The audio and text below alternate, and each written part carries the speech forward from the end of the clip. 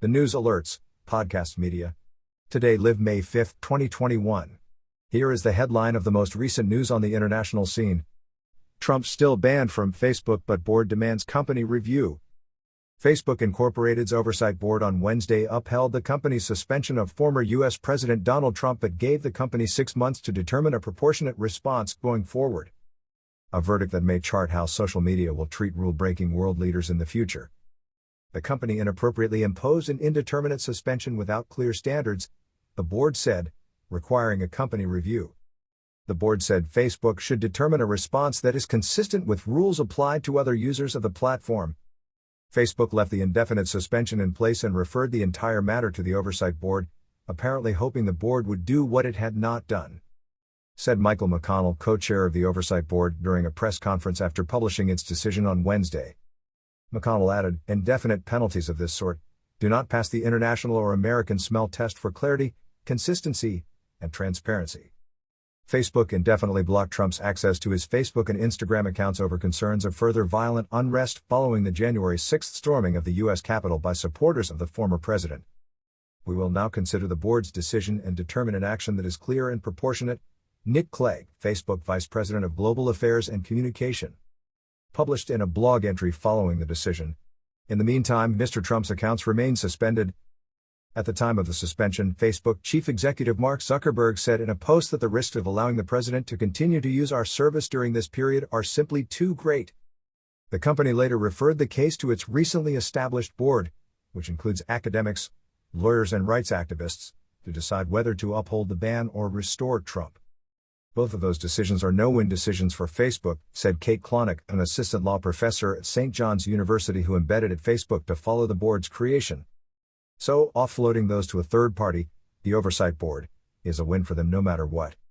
The binding verdict marks a major decision for the board, which rules on a small slice of challenging content decisions and which Facebook created as an independent body as a response to criticism over how it handles problematic material. Facebook has also asked the board to provide recommendations on how it should handle political leaders' accounts. Tech platforms have grappled in recent years with how to police world leaders and politicians that violate their guidelines. Facebook has come under fire both from those who think it should abandon its hands-off approach to political speech and those who saw the Trump ban as a worrying act of censorship.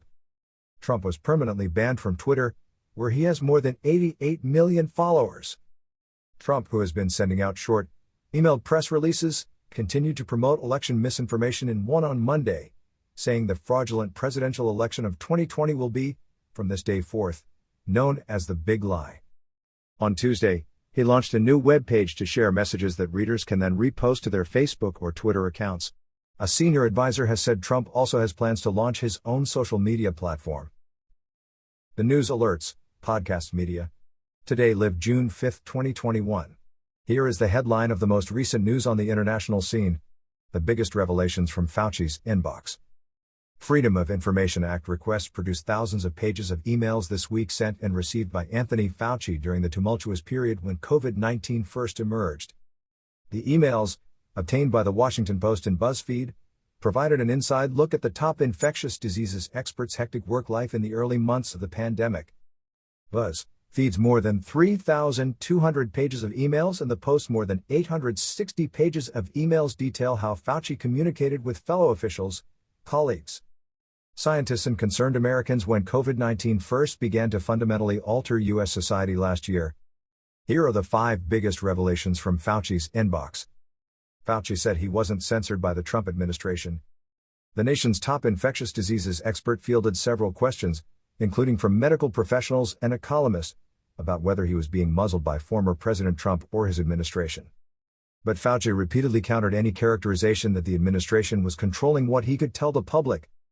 At the beginning of March 2020, Mark Slomchik, the chair of the Department of Immunology at the University of Pittsburgh, sent an email encouraging Fauci to negate rumors that he's being silenced publicly after Slomchik confirmed that they weren't true.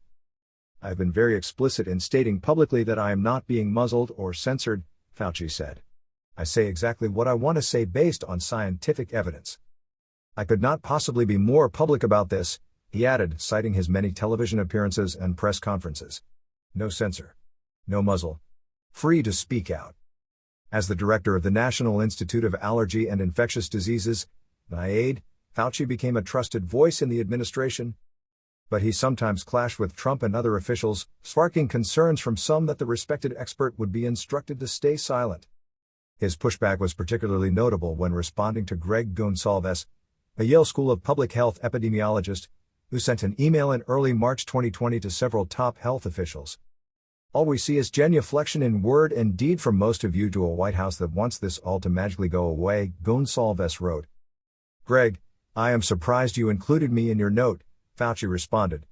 I genuflect to no one but science and always speak my mind when it comes to public health. I have consistently corrected misstatements by others and will continue to do so. Gonsalves clarified that part of the message was not directed at you, saying other officials haven't been as forthright as you have, to which Fauci answered, understood. I appreciate your note. I will keep pushing. Early predictions advice_evolving understanding of COVID-19. It's clear through the NIAID director's emails that his expectations, predictions, and advice from early in the pandemic do not always align with current results and recommendations, signifying that even Fauci was learning as COVID-19 emerged. A day after the first documented COVID-19 death in the U.S. in February 2020, ABC News' managing editor of the medical unit reached out to Fauci to ask if he agreed with a Department of Homeland Security source that the U.S. could see 98 million cases and 500,000 fatalities from the virus. That seems exceptionally high, Fauci said at the time. The U.S. surpassed 500,000 deaths the following February. Now the country is nearing 600,000 COVID-19 deaths and has documented 33 million cases, according to Johns Hopkins University. Some of the emails show how Fauci's guidance on mask wearing has evolved throughout the pandemic. It's been previously reported that the NIAID director initially recommended against wearing masks out of concern that Americans would use up the already short supply of face coverings needed by medical professionals. In February 2020, he gave the same instructions to Sylvia Burwell, the former Health and Human Services Secretary, who asked through email whether she should bring a mask to the airport, saying she would be in a very low-risk location. Masks are really for infected people to prevent them from spreading infection to people who are not infected rather than protecting uninfected people from acquiring infection, Fauci wrote. The typical mask you buy in the drugstore is not really effective in keeping out virus, which is small enough to pass through the material, he continued. It might, however, provide some slight benefit in keep out gross droplets if someone coughs or sneezes on you. His tone changed after the Centers for Disease Control and Prevention, CDC, updated its guidance in April, recommending people wear face coverings in public and around people outside of their household, prompting Republican scrutiny. Fauci responded to both officials and strangers who sought advice.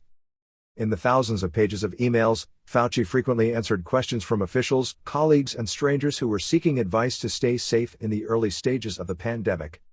One woman wrote to him under the subject "A humble request for your wisdom" on March 4, 2020, asking if a person vaccinated against pneumonia had any protection against COVID-19. Fauci responded an hour later, saying most pneumonias would not provide protection against COVID-19 and recommending those 65 and older get the pneumonia vaccine regardless of the risk of coronavirus infection. She answered shortly after saying, "Oh my God, I honestly never expected you to reply and I thank you from the bottom of my heart for being so generous." In late February 2020, a doctor emailed saying he suspected that one of his patients had contracted COVID-19. Fauci answered with his advice for the patient before saying, "If things change, do not hesitate to call or email me."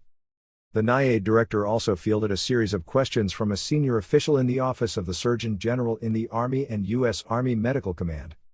The queries ranged from whether COVID-19 could be contracted from a corpse to what keeps Fauci up at night regarding the virus. "I have said in the past that what keeps me up at night is the possibility of a pandemic respiratory infection," Fauci answered in April 2020. "We are in that now. And what keeps me up at night is the response, a major part of which is the development of an effective vaccine and treatments for COVID-19. Colleagues raised concerns about his heavy workload. Within the sea of messages, colleagues and others sent notes raising concerns with Fauci about his health and workload as he worked long days and continued appearing on television. Howard Bachner, the editor-in-chief of the Journal of the American Medical Association, emailed Fauci an outline of a scheduled discussion in early February before adding, "You surviving, worried a bit about your workload." "I'm hanging in there," Fauci answered. "Feels like my internship and first-year residency when I was on every other night and every other weekend, but actually never left the hospital because the patients were so sick." Days earlier, Fauci apologized to someone else for canceling a meeting, saying this is White House in full overdrive and I am in the middle of it. Reminiscent of post-anthrax days. On March 19, 2020, Francis Collins, the NIH director, closed a lengthy email to Fauci with the recommendation for him to get some sleep. Top Chinese health official George Gao also expressed concern in an April email saying he heard Fauci was being attacked by some people and hoping you are well under such an irrational situation. Thank you for your kind note, Fauci responded. All is well despite some crazy people in this world. Fauci was uneasy about his celebrity status. The infectious disease expert expressed his discomfort about his sudden rise to celebrity status in his emails, calling fascination with him surrealistic. A NIAID colleague emailed Fauci a story from the Post called Fauci Socks, Fauci Donuts, Fauci Fan Art. The coronavirus expert attracts a cult following on March 31, 2020. Truly surrealistic, Fauci answered. Hopefully, this all stops soon. In a later email, he wrote, "It is not at all pleasant, that is for sure." In an April 2020 email, Fauci instructed an unknown recipient to click on an article entitled Cuomo Crush and Fauci Fever. Sexualization of these men is a real thing on the internet. Click on the Cuomo Crush and Fauci Fever link below, he wrote. It will blow your mind. Our society is really totally nuts. But the infectious diseases expert did find some benefits in his popularity, noting in an April 27, 2020 email that a Saturday Night Live viewer commented that actor Brad Pitt looked exactly like me. Pitt had played Fauci in an SNL episode at the time. That statement made my year, he said, adding a smiley face. Media continues to lionize Anthony Fauci, despite his damning emails. It's official, Dr. Anthony Fauci is Teflon, at least when it comes to an American media that seems mostly petrified of challenging him in any way despite ample material with which to work. Exhibit A comes after emails from and to Fauci, who heads the National Institute of Allergy and Infectious Diseases, NIAID, as well as President Biden's coronavirus task force, were revealed via a Freedom of Information Act, FOIA, request. Those emails reveal several things that should be of interest to a free press, and yet, most media are ignoring these revelations, despite huge domestic and worldwide implications. One email from February 2020 shows Fauci stating that retail masks aren't really effective in protecting people from contracting COVID-19. The typical mask you buy in the drugstore is not really effective in keeping out virus, which is small enough to pass through material. It might, however, provide some slight benefit to keep out gross droplets if someone coughs or sneezes on you. Another email reveals that Fauci was made aware that a leak of COVID-19 by a research lab in Wuhan, China, was entirely possible courtesy of Christian Anderson, a professor with Scripps Research, in a February 1 email. On a phylogenetic tree, the virus looks totally normal and the close clustering with bats suggests that bats serve as the reservoir, Anderson wrote.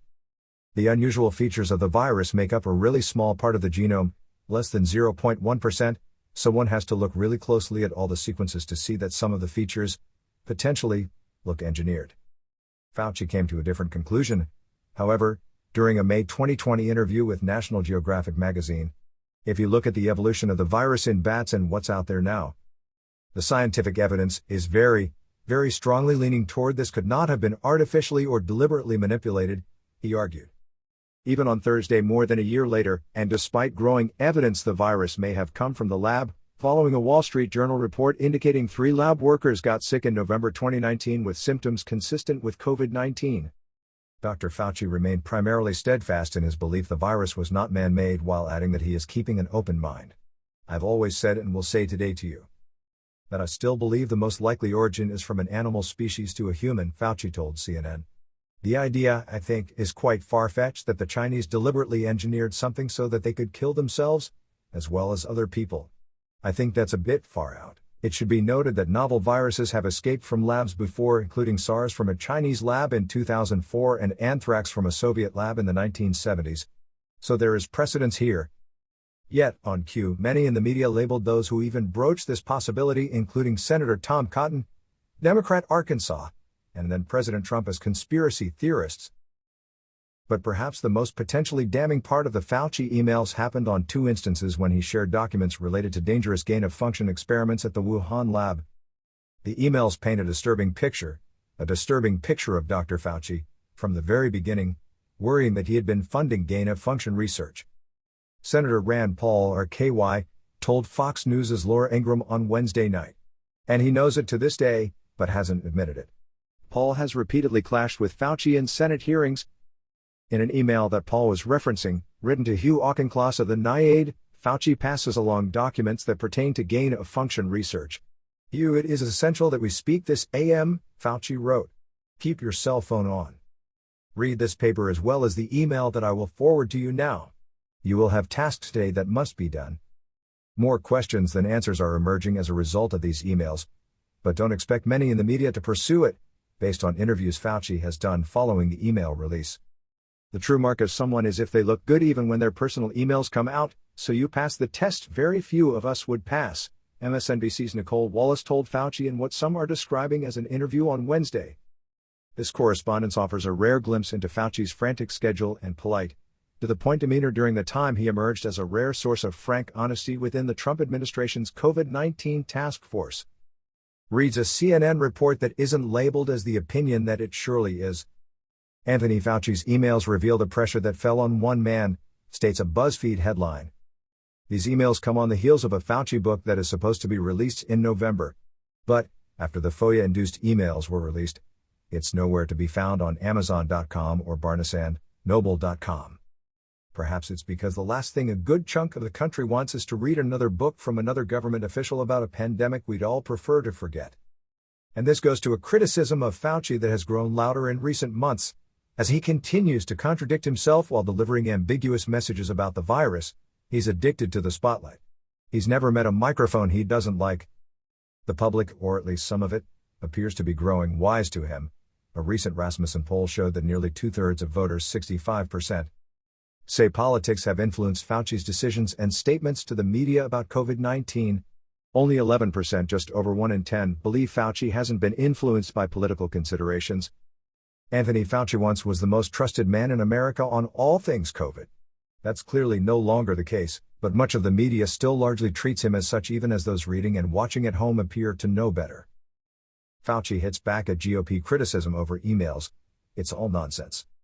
White House Chief Medical Advisor Anthony Fauci late Friday pushed back on fresh criticism from Republicans following the release of thousands of his emails this week, calling the backlash inappropriate and misleading. It's really very much an attack on science, Fauci said during an interview on MSNBC's The Rachel Maddow Show when asked about the latest attacks targeting him. I mean, it is what it is. I'm a public figure going to take the arrows and the slings, but they're fabricated, and that's just what it is, added Fauci, the head of the National Institute of Allergy and Infectious Diseases.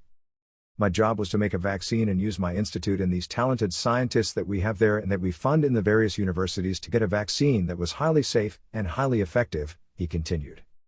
We succeeded, he said. All the other stuff is just a terrible, not happy type of distraction. But it's all nonsense. Fauci has long faced scrutiny from Republicans over his evolved guidance on masking and other issues amid the COVID-19 pandemic, with the latest criticism centering on his approach to the theory that the virus may have originated in a lab. Emails between Fauci and others obtained this week by news outlets through public records requests show correspondence from early on in the pandemic raising the possibility that the virus came from a lab. Fauci had cast doubt on the theory publicly, though the emails do not show the scientist outright rejecting the prospect.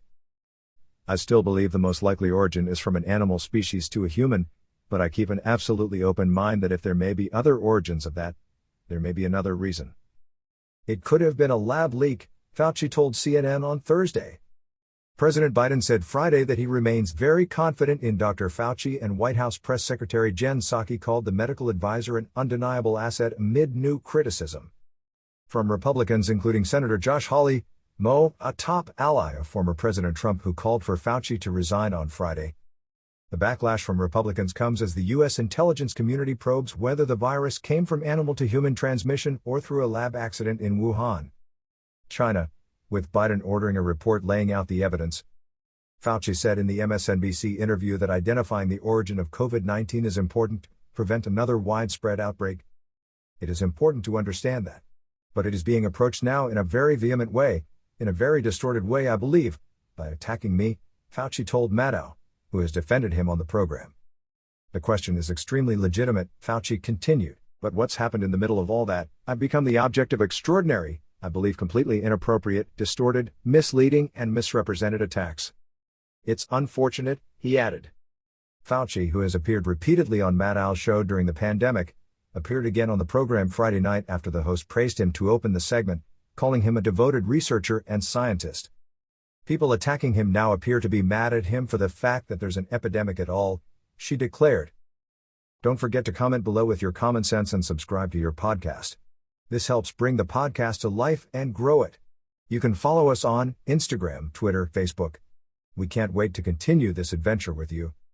Support us on PayPal. Thank you very much and enjoy listening.